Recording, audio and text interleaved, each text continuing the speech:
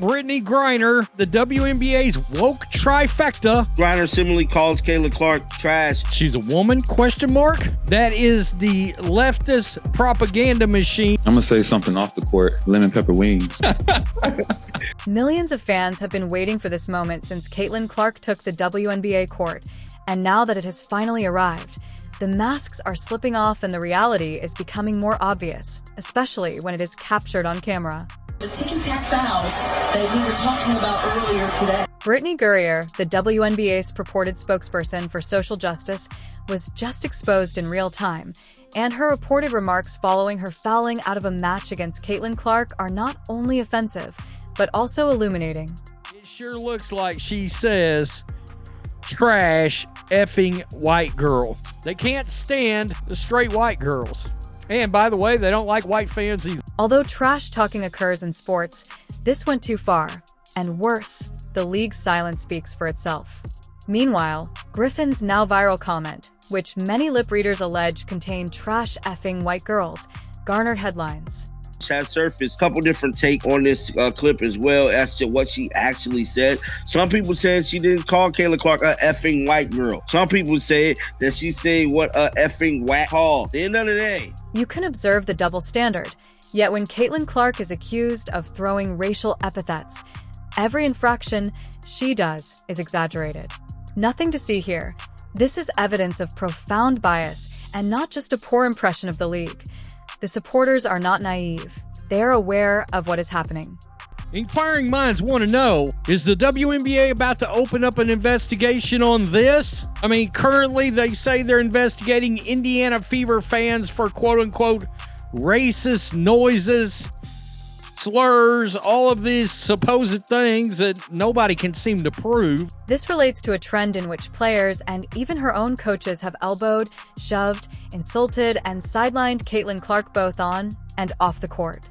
By the way, the whole league is ate up with that. The very player that knowingly had cannabis oil on them, they got busted. That Biden traded the Michael Jordan, I mean, like literally the greatest of all time. If it was a straight white basketball player, she'd be rotting in Russian prison right now. Which if Caitlin Clark had done, I mean, she would have gotten suspended for weeks or months at a time. The ball a lot in the Atlanta Dream game, and Kayla Clark was just taken out of the equation. Stephanie White is ruining Caitlin Clark. How can we have the league's best passer and point guard in the world, and we're taking the ball away from her? Why? Because she doesn't fit the league's narrative. She doesn't play identity politics. She doesn't complain. She just plays, and that's what threatens them most in a league that is desperate for relevance. While Griner and other veterans are busy moaning and demonstrating to the world what bitterness truly looks like, Caitlin is attracting audiences and setting records. Physical wear and tear on Caitlin Clark. I'm not surprised that 2 weeks into the season, she's already got an injury. Kayla Clark was playing off the ball a lot in the Atlanta Dream game. Kayla Clark was simply removed from the equation. Stephanie White is ruining Caitlin Clark. How do we have the best point guard in the world, the best passer in the league, and we're taking the ball out of her hand? The latest instance of the WNBA going to great lengths to defend its favorites while demonizing the one player who is truly saving the league is what happened with Brittney Griner. They will preach to fans about tolerance and respect while disregarding blatant signs of animosity from their own players. But it all depends on who you're going to be facing. You have to utilize the best player on the team. You don't see Steph Curry off the ball much. You don't see Steph Curry sitting in the corner like a duckling, bro, waiting on he's get the ball in his hand and he does what he does.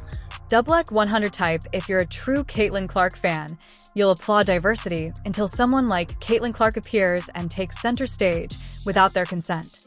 The video now confirms what many of us have been saying all along. This league doesn't simply ignore Caitlin Clark, they actually hate her. The WNBA is ostensibly investigating fans in the Indiana fan base for alleged racism. And they've got an actual player in Brittney Griner who appears to engage in a racist phrase on the bench. What action is being taken against her for this blatant racism? Of course, they're not going to take any action. When Brittney Griner fouled out during a furious contest against Caitlin Clark's Indiana Fever, the debate erupted. You have Caitlin Clark on your basketball team. Now, granted, all of the other players definitely played a heavy contribution to winning the game, but what is going on, man? Her exit off the court was captured on tape, and everyone was horrified when she muttered something under her breath. Viewers soon picked up on what seemed to be the phrase, "trash effing white girls." And it was the ticky-tack fouls, and again, Caitlin Clark doing a little bit of an acting job. Not sure if that was actually That video became viral in a matter of hours. No one need expert lip readers. Her words appeared to be obvious, but the media and her supporters quickly moved to discredit the incident, saying it was misunderstood or taken out of context. the ticky-tack fouls that we were talking about earlier today. However, the harm was done and the truth was made public, demonstrating that this wasn't a passing outburst of rage, but rather how safe Brittney Griner is, as the league was preoccupied and she was permitted to leave without facing any repercussions, starting an investigation into the fans who allegedly heckled her rather than her. There was no audio evidence, video proof, or confirmed reports, but the WNBA leadership gave the investigation more attention than a widely shared video of one of their top players allegedly making a racist remark. People like Jamel Hill, for example, who got triggered by Riley Gaines calling this out. Jamel Hill says that, I get that your whole personality is caught up in stuff like this, so you don't care about spreading misinformation. The foul call made on her had nothing to do with Caitlin Clark. It was because she fouled Natasha Howard. She clearly says trash and effing whack call. You can learn everything you need to know about the league's operations and the people it protects thanks to that kind of selective discipline. It's astounding how hypocritical there would have been instant anger if Caitlin Clark had said anything even somewhat similar about a black athlete. She would have been swiftly condemned by all media outlets, fined, suspended, and called a racist.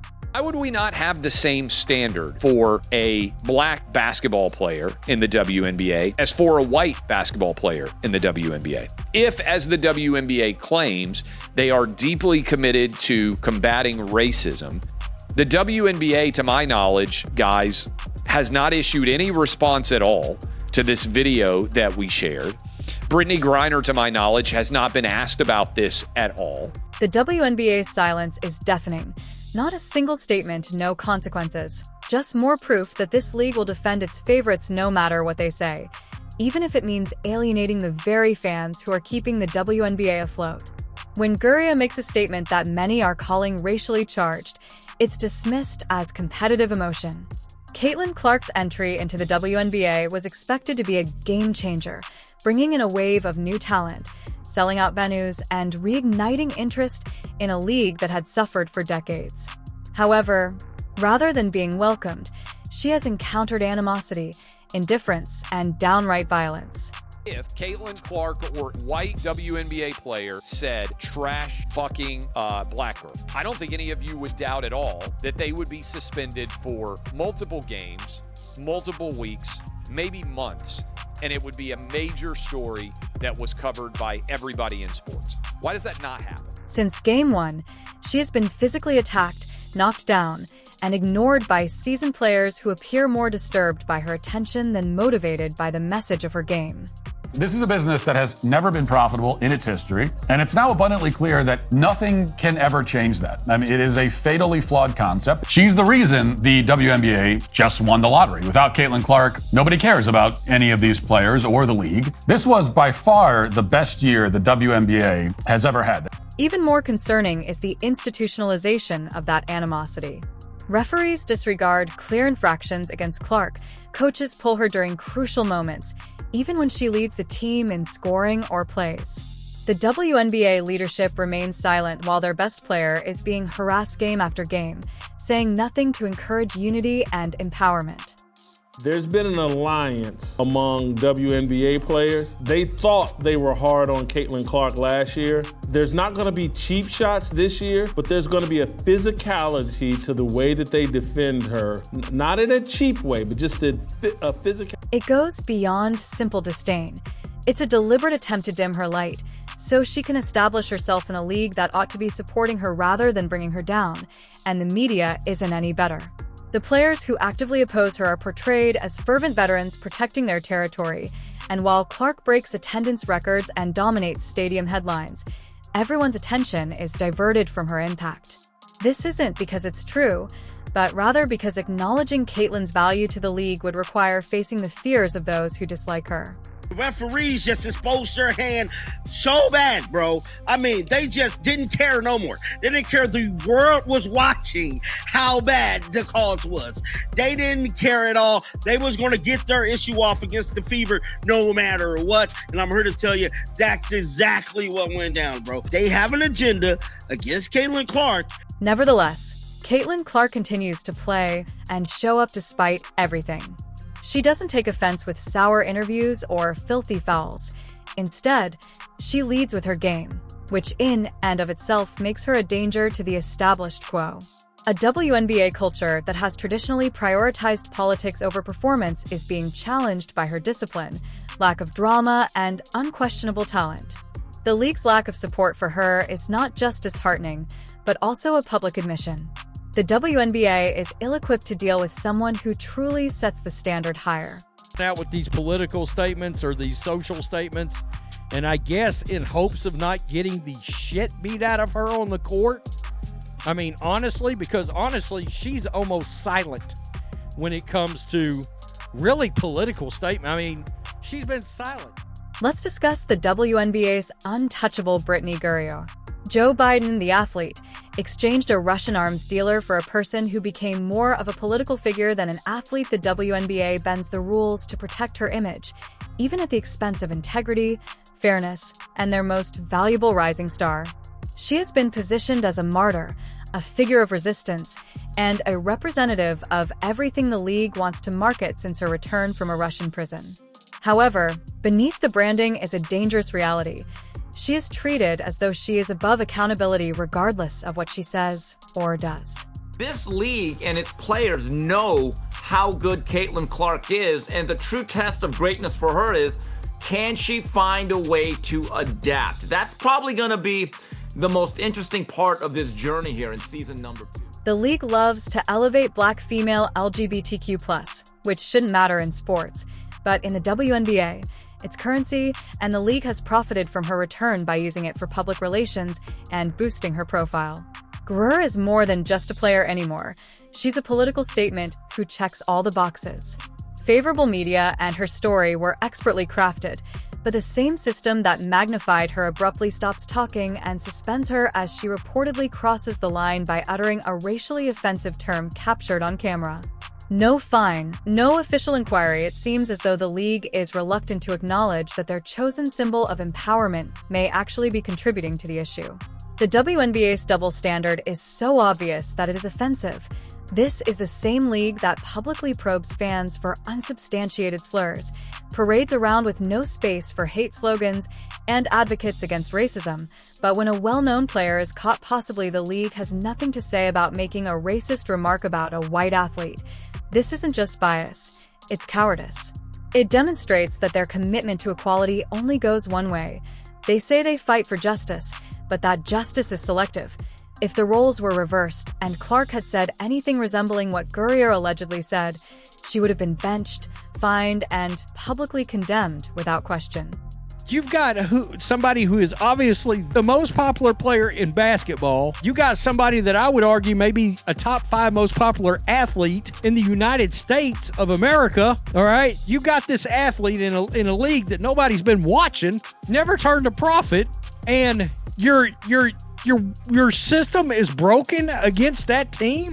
The league's political agenda is being protected by this silence, not simply Griner. They can use a Griner. Conversely, Clark breaks that narrative.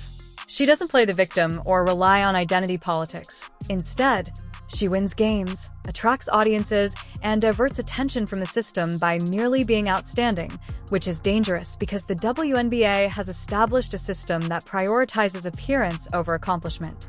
The league's dishonesty is revealed by Clark's ascent. They want equality, but only when it enhances their preferred image.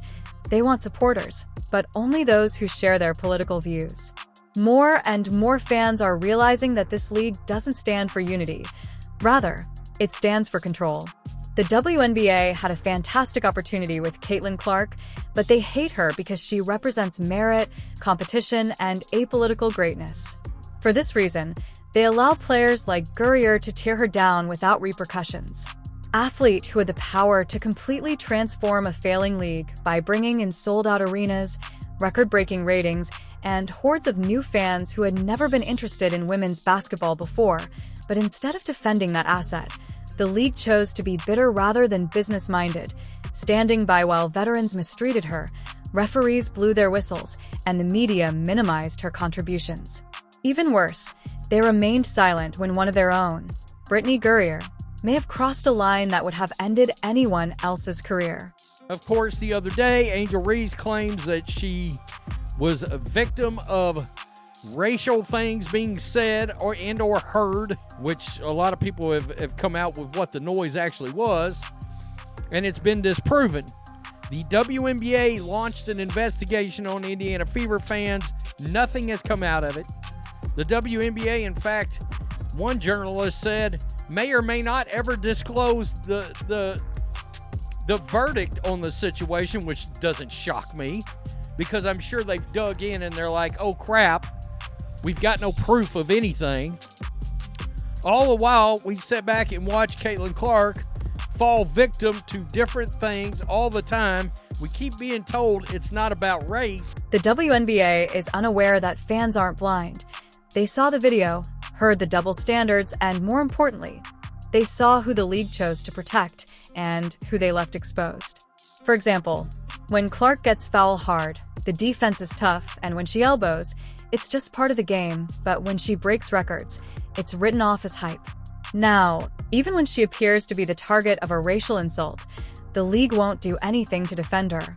This isn't just unfair, it's toxic, and it's the reason the league keeps alienating the very audience that Clark worked so hard to. WNBA referees have an agenda against Caitlin Clark and the Indiana Fever. Definitely for the second game of the season, the referees swallowed their freaking whistles. 1.5, 1.7, 2.1, however many people tuned in to watch this game, they all came out with the same, the referees just aren't up to the task. To attract Brittney Griner's actions are merely the symptom of a systemic problem that penalizes accomplishment when it doesn't fit a certain mold.